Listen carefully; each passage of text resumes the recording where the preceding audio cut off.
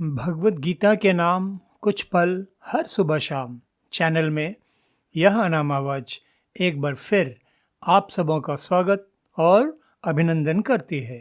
साथियों, आज आप सबों के बीच प्रस्तुत है पितरों पूर्वजों को मुक्ति प्रदायिनी भगवत गीता 7वें अध्याय का 14वां तथा 15वां श्लोक। दैवी हि एषा गुणमयी मम माया दुरत्यया मामेव ये प्रपद्यन्ते मायाम एतां तरन्ति ते।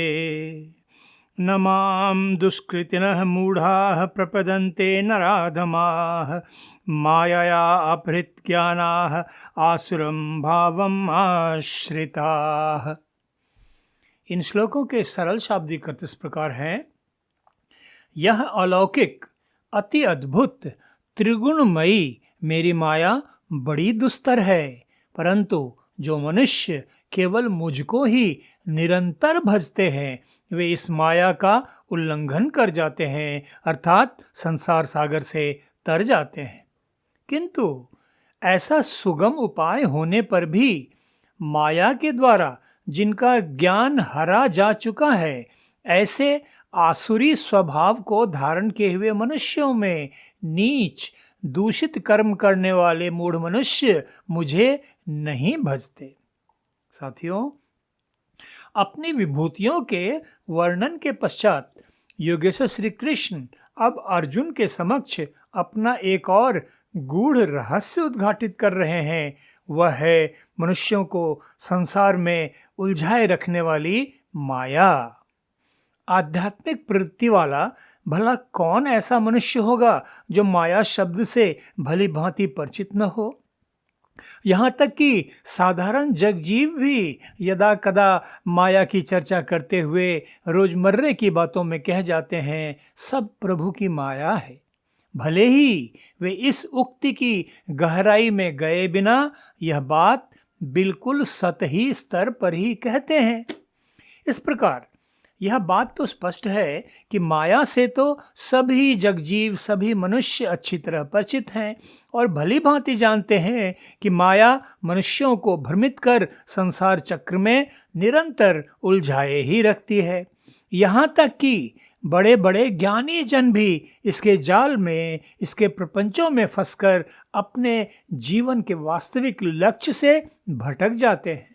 माया के विभिन्न स्वरूपों का वर्णन करते हुए संत कबीर साहब ने कहा, माया महा ठगनी हम जानी, तिरगुन फांस लिए कर डोले, बोले मधुरी बानी, केशव के कमला वे बैठी, शिव के भवन भवानी, पंडा के मूरत वे बैठी, तीरथ में भई पानी, योगी के योगन वे बैठी, राजा के घर रानी, काहू के हीरा वे बैठी, काहू के कौड़ी कानी, भगतन के भगतिन वे बैठी, ब्रह्मा के ब्रह्मानी, कहे कबीर सुनो भय साधो, यह सब अकथ कहानी।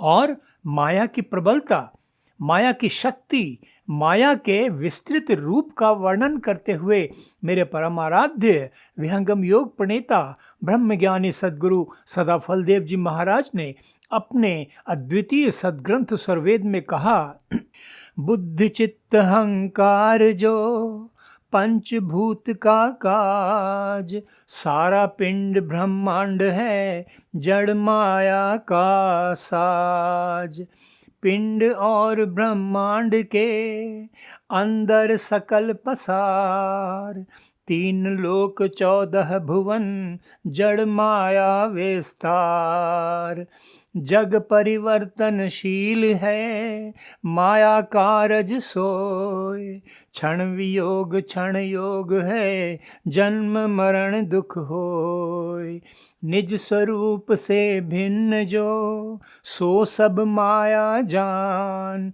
सहस्त्र रूप में प्रकट है यह जग दृश्य महान। राग रंग धन धान्य सब, राज साज बहुभांति, लीला माया जानिए, कनक कामिनी भांति।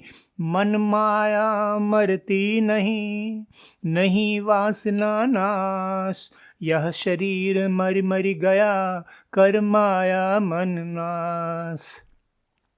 माया के संबंध में ब्रह्म विद्या के आधार स्तंभ इन महापुरुषों की वाणियों को आपके बीच रखने का मेरा उद्देश्य यह है कि बहुत थोड़े शब्दों में माया के विभिन्न स्वरूपों को जितने विस्तार से आध्यात्मिक जगत के इन महापुरुषों ने गागर में सागर की तरह समा कर रख दिया है, ऐसी सामर्थ्य मुझ जैसे तुच्छ भगवद गीता प्रेमी में कहाँ।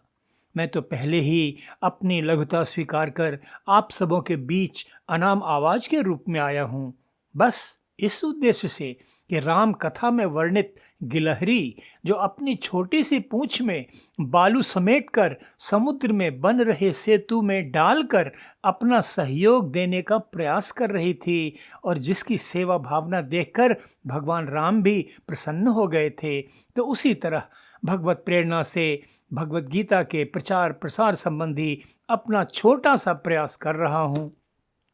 तो इन आध्यात्मिक महापुरुषों की वाणी से हम साधारण जगजीवों के समक्ष बिल्कुल स्पष्ट हो जाता है कि विभिन्न रूपों में फैला माया का यह जाल कितना प्रबल, कितना विस्तृत, कितना प्रलोभनकारी है। साथियों, माया के संबंध में अर्जुन को उपदेश करते हुए योगेश्वर श्री कृष्ण इसके लिए दुस्तर शब्द का प्रयोग करते हैं, अर्थात जिसे तरना यानी पार करना बहुत बहुत कठिन है, अत्यंत विकट है। और वे अर्जुन को बताते हैं कि इस अलौकिक अति अद्भुत त्रिगुणमयी माया की उत्पत्ति का कारण भी स्वयं वे ही हैं। तो यहाँ एक बड़ा स्वाभाविक प्रश्न हम साधारण जगजीवों के मन में सहज उत्पन्न होता है कि आखिर इस समस्त सृष्टि के रचयिता, पालनहार, संहारकर्ता, परम सामर्थ्यवान, परम दयालु सच्चिदानंद परमेश्वर ने अपनी ही रचना मनुष्य के समक्ष इतनी प्रबल चुनौती, इतना बड़ा चैलेंज क्यों रख दिया, जिसे पार करना बस कुछ बिरले अति संस्कारी जीवात्माओं के सामर्थ्य की ही बात होती है। आखिर क्यों? तो ज्ञानी जन हमें समझाते हैं कि यह सृष्टि तो रचयिता का खेल मात्र है, और खेल में जब तक रोमांच न हो, संघर्ष न हो, प्रपंच न हो, तो खेल में भला आनंद कहाँ आता है। नाटक में जब तक घुमावदार मोड़ न हो, उतार चढ़ाव न हो, तनाव भरे कुछ क्षण न हो, तो भला नाटक का आनंद कहाँ आता है। और सांसारिक जीवन में भी तो सबसे अधिक सुयोग्य सुपात्रों के चुनाव के लिए परीक्षा भी तो सबसे अधिक कठिन होती है। तो सांसारिक जीवन में माया के अस्तित्व का यही औचित्य है, यही कारण है। माया वह परीक्षा है जिसमें उत्तीर्ण होकर ही परमपिता परमेश्वर को पाया जा सकता है। ठीक यही बात योगेश्वर श्री कृष्ण अर्जुन को समझाते हैं कि माया के इस दुस्तर जाल से मुक्ति पाने का बस एक ही उपाय है, परमेश्वर का निरंतर मनन, चिंतन, भजन। और मेरे परम आराध्य सद्गुरु सदा फलदेव जी महाराज ने इस दैवी माया जाल से मुक्ति का उपाय बताते हुए भी तो यही कहा कि सद्गुरु शरणागत बिना सुमिरन भजन न होए, पाशे कर्म विडंबना मन माया धर सोए।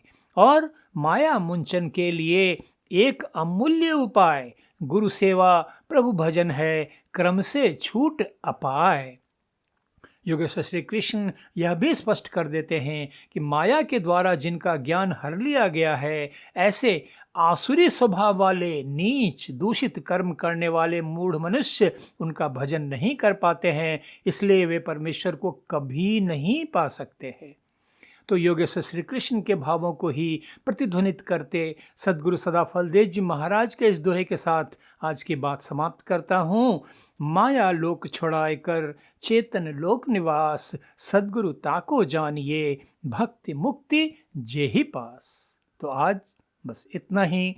भगवद गीता 7वें अध्याय के अगले श्लोक के अर्थ तथा व्याख्या के साथ कल फिर आप सबों के बीच उपस्थित होऊंगा। तब तक आप सबों की सुख शांति समृद्धि उत्तम स्वास्थ्य के लिए अशेष मंगल कामना के साथ धन्यवाद। नमस्कार।